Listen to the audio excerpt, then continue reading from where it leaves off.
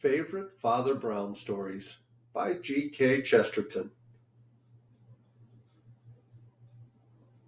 The Man in the Passage, Part 2. Father Brown seemed quite unconscious of this cloud of witnesses, but followed Parkinson with an idly attentive eye till he took himself and his absurd spear into the farther room of Bruno. Then he abandoned himself to such abstract meditations as always amused him, calculating the angles of the mirrors, the angles of each refraction, the angle at which each must fit into the wall, when he heard a strong but strangled cry. He sprang to his feet and stood rigidly listening. At the same instant, Sir Wilson Seymour burst back into the room, white as ivory. "Who's the man in the passage?" he cried. "Where's that dagger of mine?" Before Father Brown could turn in his heavy boots, Seymour was plunging about the room, looking for the weapon. And before he could possibly find the weapon or any other, a brisk running of feet broke upon the pavement outside, and the square face of Cutler was thrust into the same doorway. He was still grotesquely grasping a bunch of lilies of the valley. "What's this?" he cried. "What's that creature down the passage? Is this some of your tricks?" "My tricks!" hissed his rival, and made a stride toward him. In the instant of time in which all this happened, Father Brown stepped out into the top of the passage, looked down it, and at once walked briskly towards what he saw. At this, the other two men dropped their quarrel and darted after him, Cutler calling out, "What are you doing? Who are you?" "My name is Brown," said the priest sadly, as he bent over something and straightened himself again. "Miss Rome sent for me, and I came as quickly as I could. I have come too late." The three men looked down, and in one of them at least, the life died in that late light of afternoon. It ran along the passage like a path of gold, and in the midst of it Aurora Rome lay lustrous in her robes of green and gold, with her dead face turned upwards. Her dress was torn away as in a struggle, leaving the right shoulder bare, but the wound from which the blood was welling was on the other side. The brass dagger lay flat and gleaming a yard or so away. There was a blank stillness for a measurable time, so they could hear far off a flower girl's laugh outside the Charing Cross, and someone whistling furiously for a taxicab in one of the streets off the Strand. Then the captain, with a movement so sudden that it might have been passion or play acting, took Sir Wilson Seymour by the throat. Seymour looked at him steadily, without either fight or fear. "You need not kill me," he said in a voice quite cold. "I shall do that on my own account." The captain's hand hesitated and dropped, and the other added with the same icy candor, "If I find I haven't the nerve to do it with that dagger, I can do it in a month with drink." "Drink isn't good enough for me," replied Cutler, "but I'll have blood for this before I die. Not yours, but I think I know whose." And before the others could appreciate his intention, he snatched up the dagger, sprang at the other door at the lower end of the passage, burst it open, bolt and all, and confronted Bruno in his dressing room. As he did so, old Parkinson tottered in his wavering way out of the door and caught sight of the corpse lying in the passage. He moved shakily toward it, looked at it weakly with a working face, then moved shakily back into the dressing room again, and sat down suddenly on one of the rich cushioned chairs. Father Brown instantly ran across to him, taking no notice of Cutler and the colossal actor, though the room already rang with their blows and they began to struggle for the dagger. Seymour, who retained some practical sense, was whistling for the police at the end of the passage. When the police arrived, it was to tear the two men from an almost ape-like grapple, and after a few formal inquiries to arrest Isidore Bruno upon a charge of murder, brought against him by his furious opponent. The idea that the great national hero of the hour had arrested a wrongdoer with his own hand doubtless had its weight with the police, who are not without elements of the journalist. They treated Cutler with a certain solemn attention, and pointed out that he had got a slight slash on the hand. Even as Cutler bore him back across the tilted chair and table, Bruno had twisted the dagger out of his grasp and disabled him just below the wrist. The injury was really slight, but till he was removed from the room, the half-savage prisoner stared at the running blood with a steady smile. "Looks a cannibal sort of chap, don't he?" said the constable confidently to Cutler. Cutler made no answer, but said sharply a moment after, "We must attend to the death," and his voice escaped from articulation. "The two deaths," came the voice of the priest from the farther side of the room. "This poor fellow was gone when I got across to him," and he stood looking down at old Parkinson, who sat in a black huddle on the gorgeous chair. He also had paid his tribute, not without eloquence, to the woman who had died.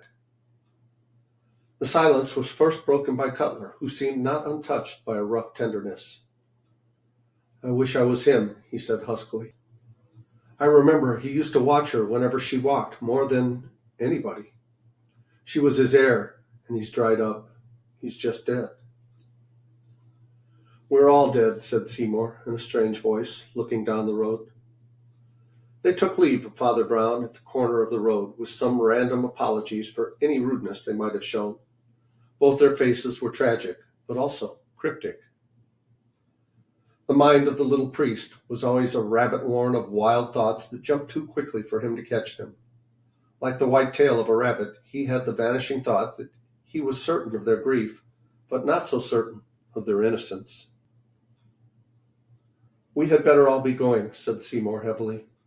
"We have done all we can to help."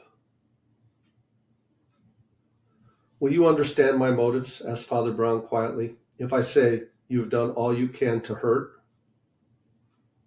They both started as if guilty, and Cutler said sharply, "To hurt whom?" "To hurt yourselves," answered the priest. "I would not add to your troubles if it weren't common justice to warn you.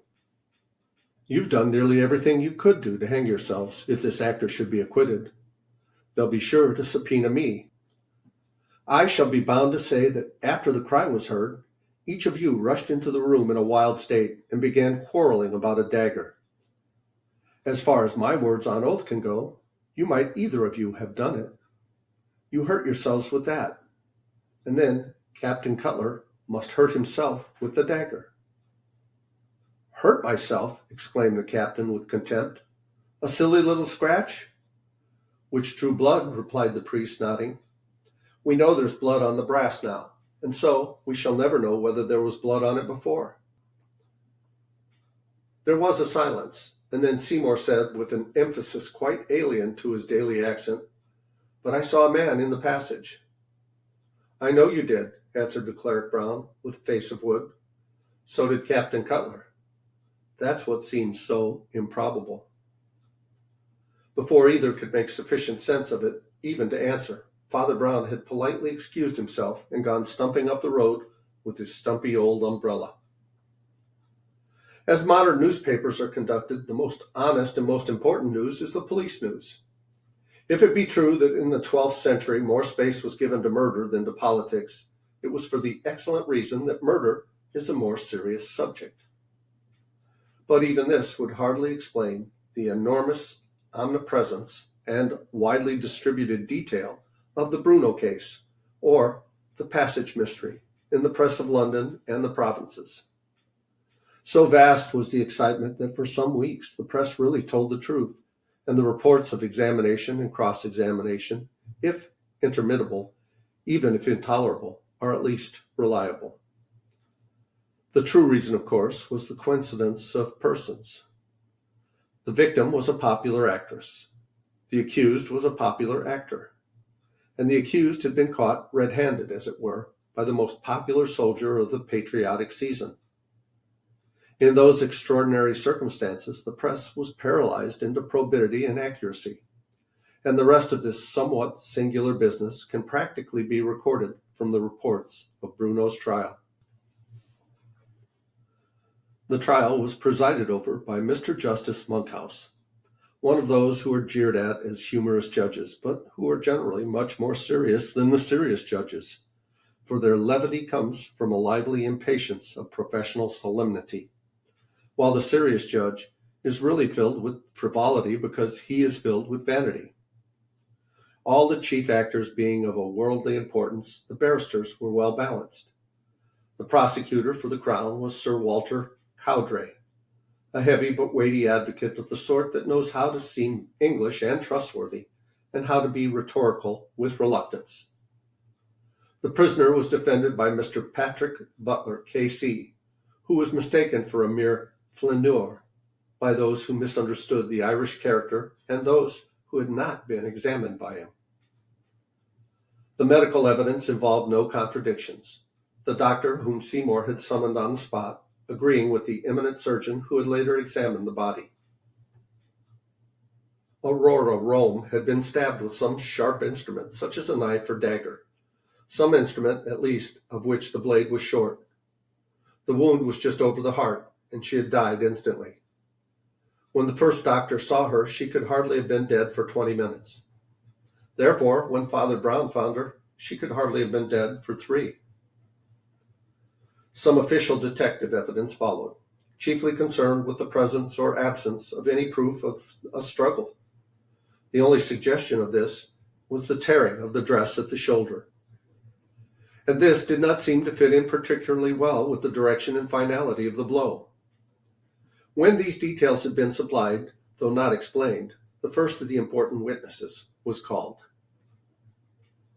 Sir Wilson Seymour gave evidence, as he did everything else that he did at all, not only well, but perfectly. Though himself much more of a public man than the judge, he conveyed exactly the fine shade of self-effacement before the king's justice. And though everyone looked at him as they would at the Prime Minister or the Archbishop of Canterbury, they could have said nothing of his part in it, but that it was that of a private gentleman, with an accent on the noun. He was also refreshingly lucid, as he was on the committees.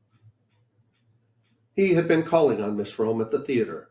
He had met Captain Cutler there. They had been joined for a short time by the accused, who had then returned to his own dressing-room.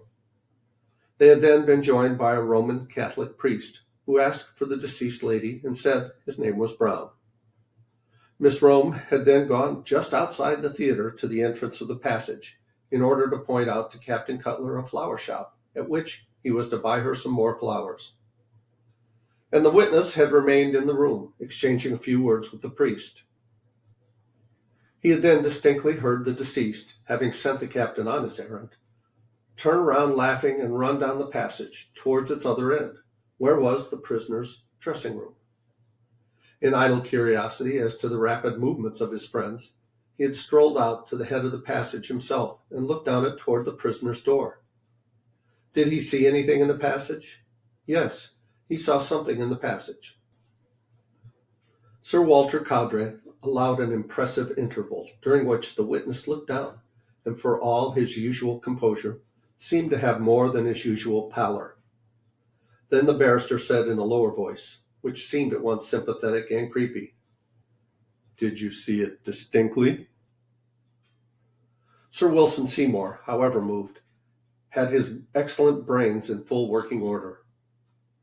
Very distinctly, as regards its outline, but quite indistinctly, indeed not at all, as regards the details inside the outline. The passage is of such length that anyone in the middle of it appears quite black against the light at the other end. The witness lowered his steady eyes once more and added, "I had noticed the fact before, when Captain Cutler first entered it." There was another silence, and the judge leaned forward and made a note. And I'll make a note where we're going to pause here, and we'll continue with this story in the next video. Please like, subscribe, leave a comment below. I love hearing from you guys. I love you. As Tigger says, ta-ta for now.